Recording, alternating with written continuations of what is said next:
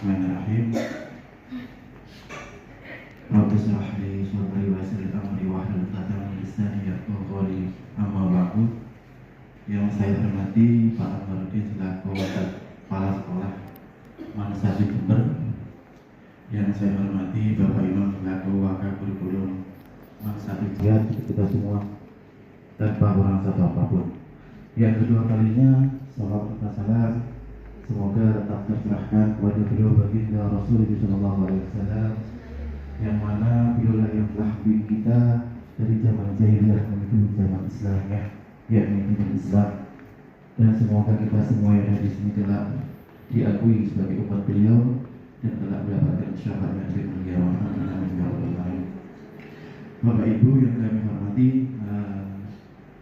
di sini saya akan sedikit menyampaikan yang telah diberikan waktu dan kesempatan untuk memperkenalkan salah satu produk unggulan dari penerbitan kami, yaitu EPOS.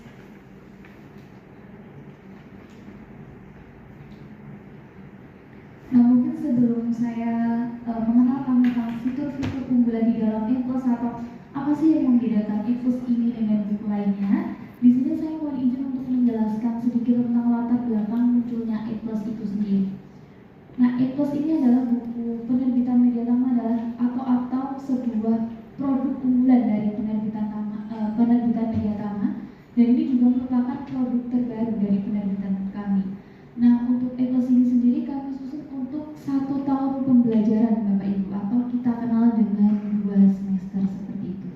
Nah, untuk EPOS ini juga merupakan buku pendamping dari buku pemerintah. Maka dari itu sebagai buku pendamping, EPOS ini disusun lebih terstruktur, aplikatif, dan juga tentu saja mengajak peserta didik itu untuk lebih bernalar kritis. Nah, mungkin poinnya adalah di sini bahwa EPOS itu dikembangkan sesuai dengan kaidah dan juga prinsip dari kurikulum merdeka. Karena seperti yang kita ketahui bersama bahwa prinsip dan kaidah dalam kurikulum merdeka itu kan tidak hanya menekankan pada prestasi akademiknya saja, tetapi juga pengembangan keterampilannya, penguatan karakternya, dan juga peningkatan kompetensinya baik secara akademik maupun non-akademik.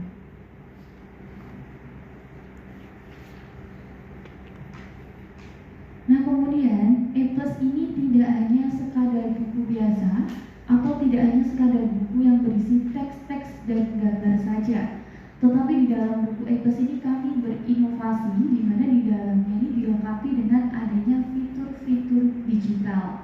Karena seperti yang kita ketahui bersama bahwa saat ini kita hidup di era digital yang terus berkembang, maka dari itu baik siswa maupun guru itu dituntut untuk terus menguasai teknologi-teknologi saat ini. Nah, untuk di dalam buku EPOS sendiri kita terdapat beberapa fitur digital.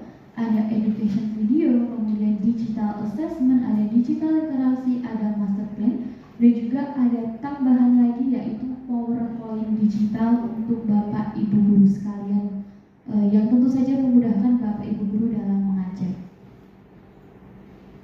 Nah, mungkin untuk Bapak Ibu guru yang sudah memegang sampelnya dapat kita simak bersama-sama atau kita bedah bersama-sama tentang fitur unggulan di dalam EPOS, atau apa sih fungsi fitur tersebut di dalam EPOS, atau apa implementasinya fitur tersebut dalam kurikulum merdeka seperti itu. Mungkin di bab pertama atau di bab awal kita menemukan adanya sebuah fitur bernama trigger.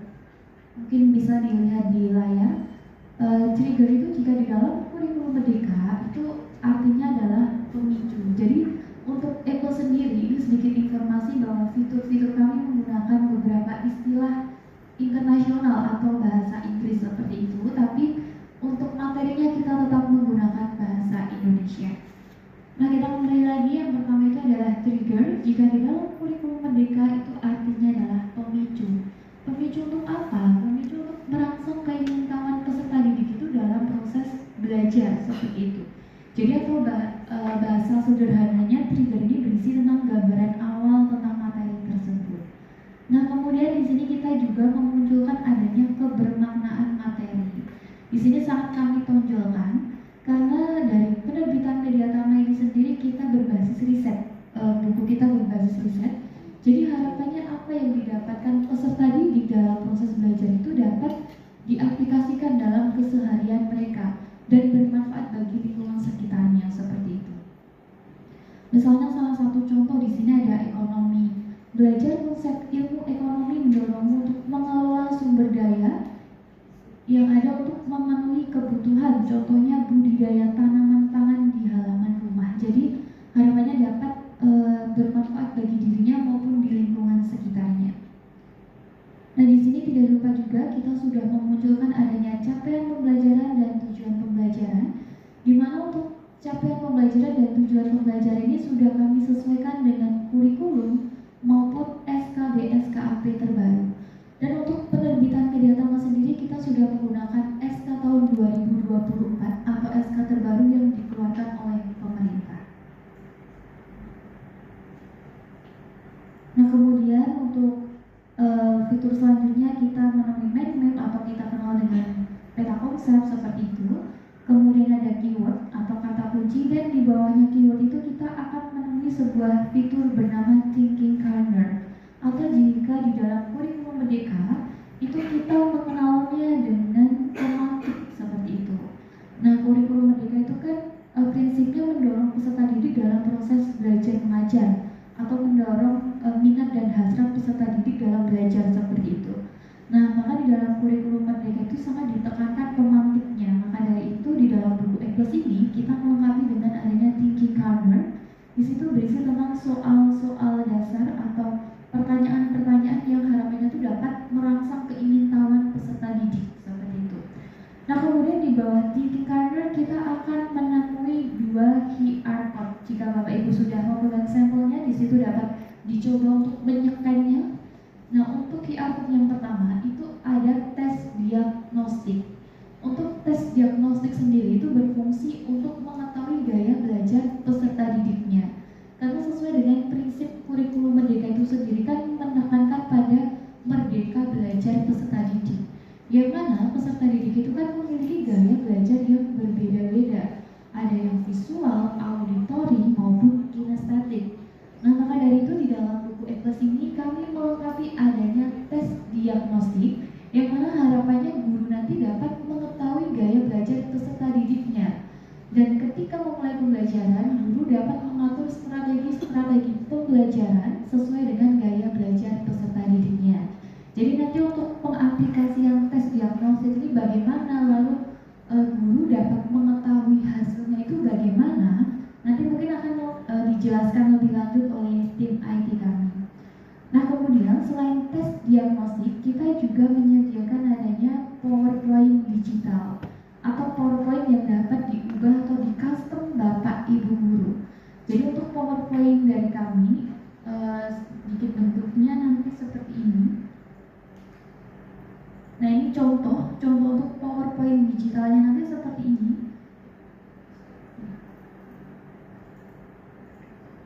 Nah, ini kami contohkan untuk yang PowerPoint SD kelas tinggi, ini seperti ini.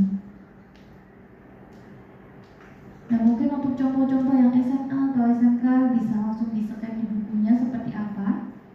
Nah, di mana PowerPoint ini sudah kami buat semenarik atau seinteraktif mungkin sesuai dengan jenjang kelasnya.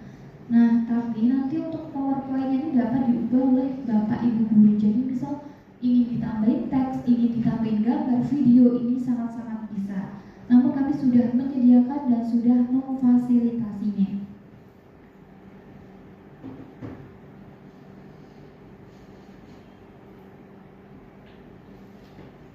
Nah, mungkin kembali lagi ke QR code ini. Untuk jenjang kelas 11 dan kelas 12 kami juga menyediakan adanya fitur tes akademik potensial atau akademik potensial test, yang mana itu nanti untuk mengukur minat dan bakat peserta didik di kelas 11 dan 12. Jadi adanya tes potensial ini harapannya peserta didik itu dapat mengetahui minatnya lebih dini seperti itu. Jadi ketika dia di jenjang kelas 11, dia sudah mengetahui, oh ternyata saya lebih berbakatnya di sains atau di bahasa atau di matematik seperti itu. Harapannya peserta didik itu dapat menyiapkan lebih dini. Jadi ketika mereka lulus SMA, mereka sudah tahu nih arahnya mau kemana. Apakah saya ingin itu soalnya wajib dijawab oleh peserta didik seperti itu. persen, kinestetiknya berapa persen, auditorinya berapa persen, seperti itu. Nah, nanti sekali lagi ini akan dijelaskan lebih lanjut oleh tim IT kami.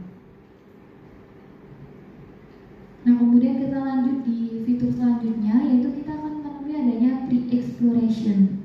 Pre-exploration ini jika di dalam kurikulum Merdeka kita mengenalnya dengan apersepsi seperti itu.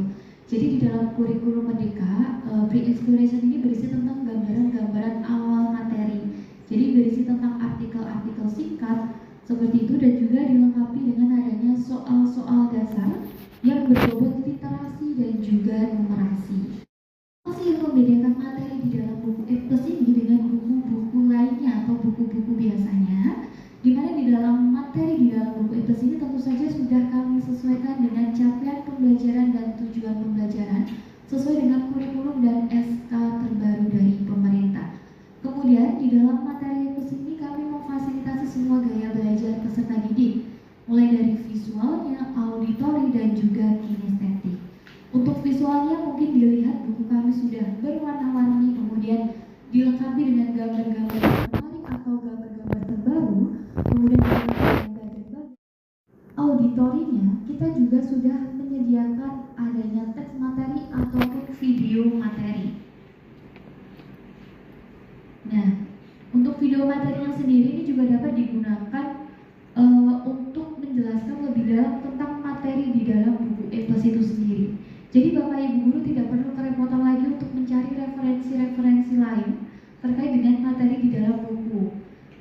Di situ kita sudah menyediakan sebuah video di mana video itu menjelaskan lebih dalam atau lebih detail terkait materi yang ada di buku, sekaligus untuk memfasilitasi gaya peserta didik yang gaya belajarnya itu adalah auditori atau lebih senang mendengarkan atau melihat video seperti itu. Kami sudah menyediakannya.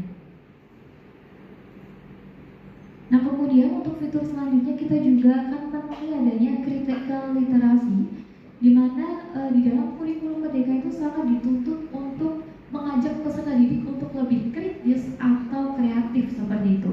Nah, maka dari itu kami dari penerbitan Mediatama memunculkan sebuah fitur critical literasi ini, yang mana ini berisi tentang studi kasus atau permasalahan-permasalahan yang berada di sekitar lingkungan peserta didik, yang harapannya ini dapat diselesaikan atau permasalahan ini dapat ditanggulangi melalui ilmu terapan yang sudah mereka pelajari dalam materi tersebut. Nah, kemudian kita juga akan menemui sebuah fitur activity atau exploration, di mana di sini berisi tentang aktivitas-aktivitas belajar. Untuk aktivitas belajarnya sendiri, ini siswa tidak hanya mengerjakan soal-soal saja atau menjawab soal-soal, tetapi mereka juga dapat melakukan kegiatan atau menghasilkan sebuah produk. Nah, untuk aktivitas belajar sendiri, kami juga selalu memudahkan guru maupun peserta didik dalam melakukan aktivitas tersebut. Nah, dengan apa? Dengan adanya video. Jadi di situ kita sudah menyediakan QR code yang mana itu nanti dapat langsung di-scan saja oleh Bapak Ibu, langsung di-scan saja, nanti sudah muncul videonya terkait dengan aktivitas di dalam buku. Jadi mungkin dapat berisi referensi maupun berisi tentang langkah-langkah melakukan aktivitas tersebut. Jadi Bapak Ibu Guru tidak perlu kerepotan nih bagaimana ya cara saya memandu peserta didik saya dengan lebih mudah atau melalui video. Di situ kita sudah menyediakan QR code, tinggal di-scan saja. Nah, tidak lupa juga kita juga selalu memunculkan adanya karakter profil pelajar Pancasila, baik di materinya maupun di aktivitas-aktivitasnya.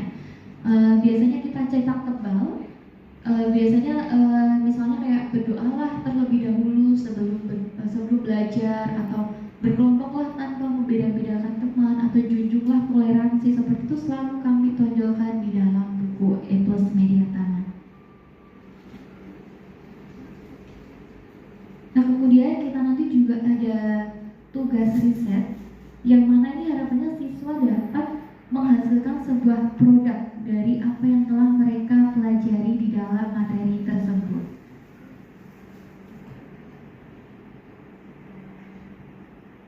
Nah, kemudian kita juga akan menemui adanya fitur post exploration dan juga summative test.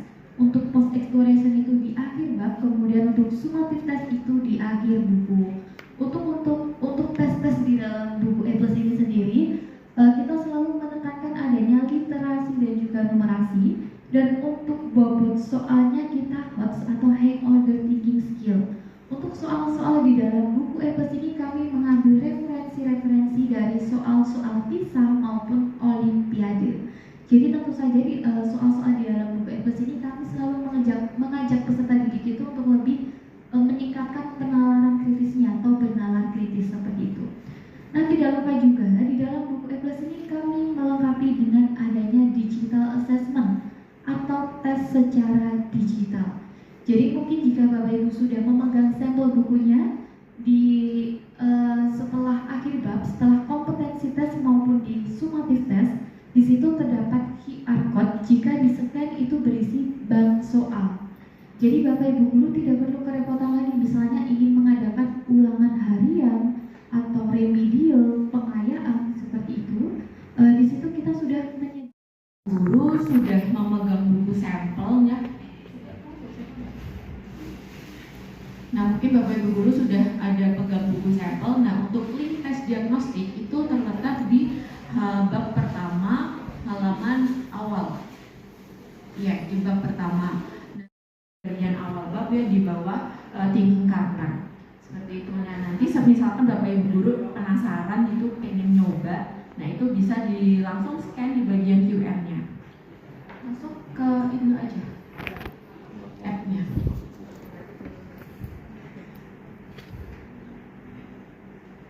Oh, baru dibagi. Biar sampelnya dibagi dulu. Sudah. Itu langsung bisa sekali praktek gitu.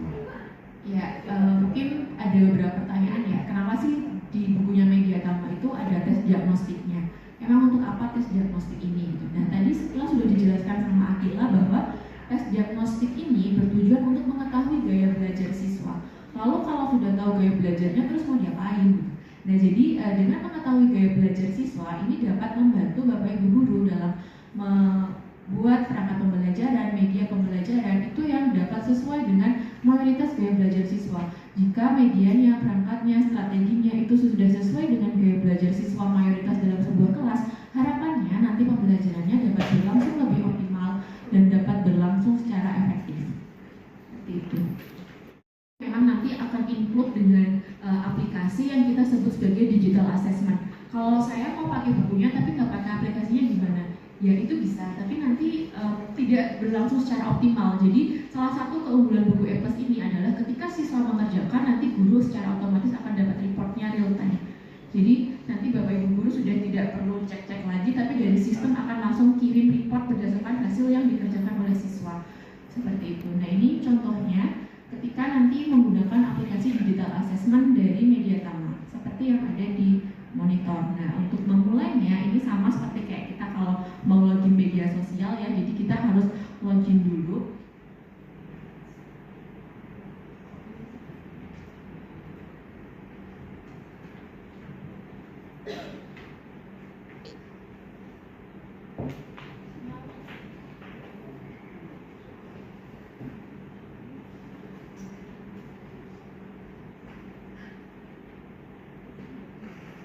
Nah, jadi nanti kita login dulu, nanti tampilan depannya seperti itu. Pertama kita harus memasukkan password dan juga email. Nah, nanti password dan juga emailnya ini kita dapat dari mana? Ketika Bapak Ibu guru menggunakan E+, nanti secara otomatis dari pihak kami akan mengirimkan satu akun guru dan juga akun siswa.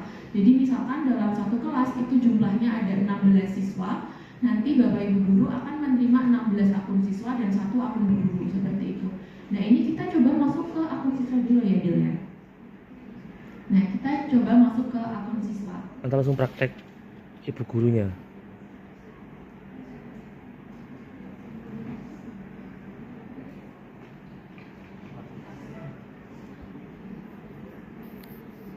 Pelajaran fisika, saya ngajar kelas 11 sama kelas 12. Selama ini kan kita ada Kuiper ya. Jadi Kuiper itu berpokok bahasa, misalnya kayak Wida di mana, Wida statis itu ada soal-soal dan pembahasannya di Kuiper. Biasanya kan kita tampilkan, nanti kemudian kita jawab bersama, nanti ada pembahasan. Plus juga ada. Dulu Mbak Cici atau Mbak Akila yang mau menjawab. Oke, jadi misalkan di situ ada soal-soal kayak fisika tadi kan, penyelesaian dari tidak langsung. Oh jawabannya ini A misalnya, itu ada penyelesaiannya. Oh ternyata Oke. ini Misalnya ya. Oke, berupa video berarti. Terus kita misalnya, ayo anak-anak nomor 1 kita jawab ya. Terus mereka jawab salah misalnya. Padahal kita sudah ngitung apa yang oh minusnya apa plusnya itu ya. Terus habis itu kita klik pembahasan, ketemu terus. Saya boleh izin untuk menjawab. Terima kasih atas pertanyaannya. Ya. Untuk pembahasan mengenai soal-soal di dalam buku e-plusnya itu sudah kami sediakan kunci jawaban sekaligus pembahasannya secara mendetail. Jadi nanti sudah kami fasilitasi kunci jawaban yang mana nanti dapat bentuknya PDF atau mungkin jika sekolah menginginkan cetak seperti itu nanti bisa langsung disampaikan ke pihak marketing kami. Nanti di situ di dalam kunci sudah kami lengkapi dengan pembahasan mengenai kunci jawaban soalnya tersebut. Jadi ibu guru, bapak ibu guru tidak perlu khawatir nanti jawabannya A saja, B saja, yang pilihan ganda itu tidak. Tapi untuk pilihan ganda misal A, kenapa A? Nah di situ memang sudah kami jabarkan. Iya. Seperti itu. Berarti kelebihannya kita bisa akses di ini ya barcode-nya itu ya. Kelebihannya di plus itu. Iya. Iya. Jadi kalau ikutnya sama anak ya. Nah itu untuk yang soal-soal di dalam bukunya ibu. Jadi untuk digital assessment-nya ya secara guru. Jadi diantaranya termasuk yang disampaikan Bu Sofi tadi, di situ sudah tertata bahwa ketika asesmen apa itu tadi di situ juga sudah ada di buku guru. Mungkin yang model lama selama ini kan ada, kalau anak sendiri kan juga sudah mengeluarkan demikian. Jadi ada buku siswa dan buku. Terima kasih. Terima kasih. Assalamualaikum warahmatullahi wabarakatuh. Waalaikumsalam warahmatullahi wabarakatuh. Mohon maaf tadi juga saya sama ngantuk-ngantuk sebenarnya. Saking menariknya. Tapi saya dengarkan ya. Tadi sempat saya sekan ini ya. Ini saya rasa tidak membosankan. Jadi mungkin membuat anak-anak itu senang. Bu, nama pengajar Saya nama Sofia, ngajarnya. ngajar fisika. Oh nggih. Bukan. Terus gambar-gambarnya juga menarik. Jadi ini bervariasi gitu nih. Cuma mungkin tadi untuk soal dan pembahasan yang digital mungkin bisa diaminkan atau bisa dibuatkan sendiri. Itu aja. Terima kasih yang lainnya.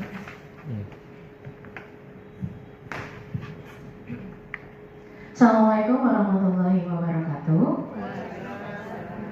Perkenalkan, Bapak, nama saya Riza sebagai guru bahasa Inggris di Mas 1 Jember. Respon saya terhadap E+ dari Media Tama ini, menurut saya ini sangat menarik dan saya tertarik. Semoga nanti siswa juga tertarik untuk membeli buku ini karena dilihat dari tampilan awal di sini sudah colorful. Kemudian tadi saya juga sudah coba scan beberapa barcode-nya dan di situ sudah lengkap, ada video, ada listening section-nya juga. Kemudian yang saya suka di sini materinya sangat runtut. Jadi jika dibandingkan dengan buku yang sekarang dipakai oleh siswa itu terlalu umum begitu, sehingga saya pribadi sebagai guru harus mencari alternatif lain sebagai bahan tambahan. Tapi di sini sudah sangat lengkap dari yang paling basic sampai ke yang agak complicated begitu ya.